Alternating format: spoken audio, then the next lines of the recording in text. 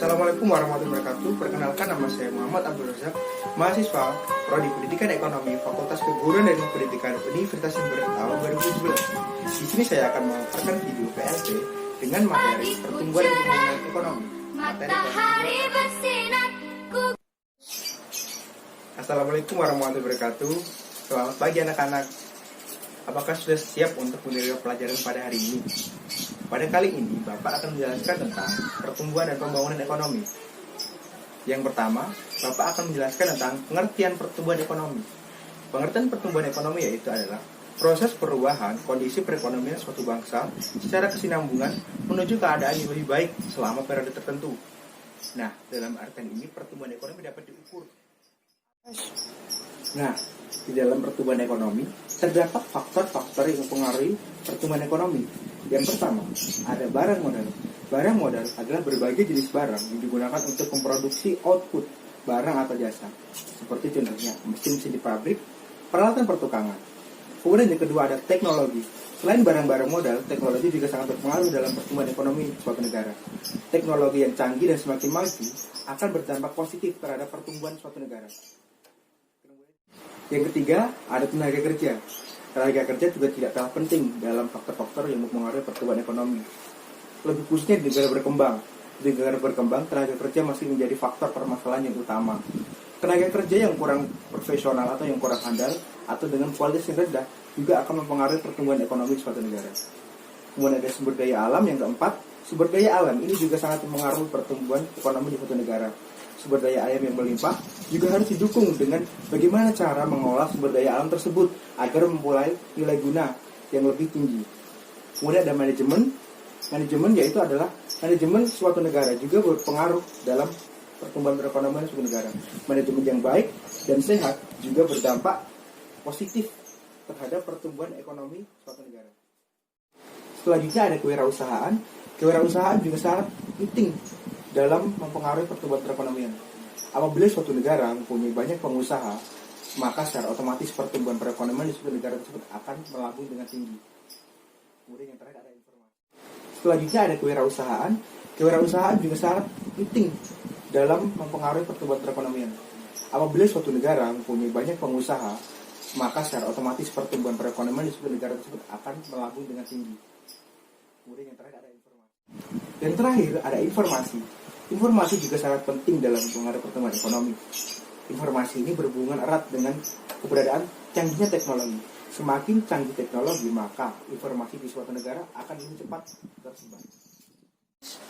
Nah, setelah tadi kita membahas tentang pengertian dan faktor-faktor yang mempengaruhi pertumbuhan ekonomi, nah di sini saya akan menjelaskan pengertian dari pembangunan ekonomi.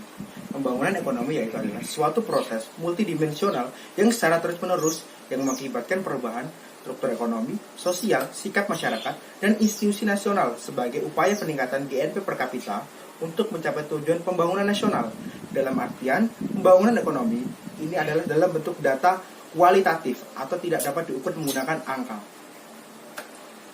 Di dalam pembangunan ekonomi juga terdapat faktor-faktor yang mempengaruhi. Yang pertama, ada sumber daya alam. Seperti tadi dipenjelaskan, di pertumbuhan ekonomi, sumber daya alam juga sangat berpengaruh di dalam pembangunan perekonomian suatu negara. Kemudian ada sumber daya manusia dan sistem pembagian kerja. Kemudian ada sumber daya manusia. Sumber daya manusia juga sangat berpengaruh dalam pembangunan ekonomi. Sumber daya manusia yang berkualitas dan berpendidikan tinggi juga akan berdampak positif terhadap pembangunan ekonomi suatu negara. Kemudian ada selanjutnya, kita akan tahu apa sih perbedaan pembangunan dan pertumbuhan ekonomi. Jadi yang pertama, pertumbuhan perekonomian bersifat kuantitatif atau dapat diukur. Tapi pembangunan ekonomi bersifat kualitatif, hanya dijabarkan, tidak dapat diukur dengan angka. Kemudian pertumbuhan ekonomi adanya kenaikan dalam standar pendapatan dan tingkat output produksi yang dihasilkan. Sedangkan pembangunan ekonomi adanya perubahan dalam struktur produksi dan alokasi input dan berbagai sektor perekonomian. Tingkat keberhasilan suatu negara berbeda-beda dalam pertumbuhan dan pembangunan ekonomi. Oleh karena itu, adanya negara maju dan berkembang. Nah, di sini saya akan sedikit menjelaskan tentang negara maju dan berkembang. Yang pertama adalah negara maju. Negara maju adalah negara yang rakyatnya memiliki kesejahteraan atau kualitas hidup yang tinggi dengan pertumbuhan penduduk yang rendah serta memiliki fasilitas sosial yang lengkap untuk melayani kebutuhan masyarakatnya. Sedangkan untuk negara berkembang sendiri yaitu adalah negara dengan pendapatan per kapita rendah, rakyatnya memiliki tingkat kesejahteraan atau kualitas taraf hidup sedang atau dalam mengalami perkembangan. Nah, setelah kita tahu pengertian negara maju dan berkembang, sekarang kita akan membahas indikator atau tolak ukur yang digunakan untuk menggolongkan negara tersebut tergolong negara maju atau berkembang. Jadi yang pertama ada indikator kuantitatif. Kemudian yang kedua ada indikator kualitatif. Yang ketiga ada jumlah dan kepadatan tingkat penduduk. Kemudian ada tingkat pertumbuhan penduduk, angka beban tanggungan, usia harapan hidup, tingkat pendidikan, mata pencaharian masyarakatnya, dan yang terakhir ada tingkat kesehatan di negara tersebut. Selanjutnya, saya akan membahas tentang ciri-ciri negara maju dan berkembang. Yang pertama ada ciri-ciri negara maju. Yang pertama ada pendapatan per kapita tinggi. Semakin tinggi pendapatan per kapita di suatu negara, maka negara tersebut dapat digolongkan negara maju. Kemudian ada pendidikan dan tingkat keterampilan yang cukup tinggi. Nah, masyarakat yang mempunyai pendidikan yang tinggi dalam suatu negara juga dapat menjadi salah satu ciri negara tersebut tergolong negara maju. Kemudian ada angka harapan hidup yang tinggi karena didukung dengan fasilitas kesehatan yang mumpuni. Angka harapan hidup masyarakatnya juga tinggi. Itu adalah salah satu ciri negara maju. Kemudian ada selanjutnya ada tingkat pertumbuhan penduduk yang rendah. Nah, tingkat pertumbuhan penduduk yang rendah dan cenderung stabil juga menjadi salah satu ciri negara maju.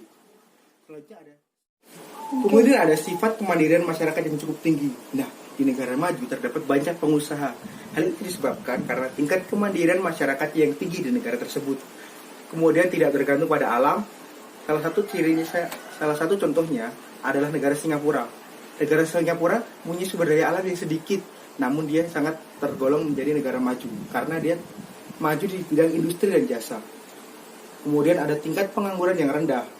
Kemudian yang terakhir ada mata pencaharian penduduk banyak di bidang industri dan jasa. Nah, ini menjadi faktor penting yang menjadi ciri khas negara maju, yaitu mata pencaharian penduduknya banyak di sektor industri dan jasa. Nah, setelah ciri-ciri negara maju, kemudian ada ciri-ciri negara berkembang. Yang pertama ada pendapatan relatif lebih rendah ketimbang negara maju. Kemudian yang kedua ada sangat bergantung pada alam, seperti Indonesia seperti sekarang ini. Indonesia rata-rata ekspornya masih tergolong barang mentah atau barang yang diambil dari alam. Kemudian yang ketiga ada tingkat pendidikan penduduk yang rendah. Kemudian ada tingkat pertumbuhan penduduk yang tinggi, angka harapan hidup yang rendah, ketergantungan pada negara maju. Nah, yang terakhir yang menjadi ciri negara tersebut tergolong ke dalam negara yang berkembang, yaitu adalah mempunyai ketergantungan terhadap negara maju. Dapat kita ambil contoh seperti Indonesia. Indonesia adalah negara berkembang. Indonesia masih banyak mendatangkan barang atau impor dari negara-negara lain untuk memenuhi kebutuhan dalam negeri. Itulah materi pada pertemuan kita pada hari ini. Kurang lebihnya mohon dimaafkan. Wassalamualaikum warahmatullahi wabarakatuh.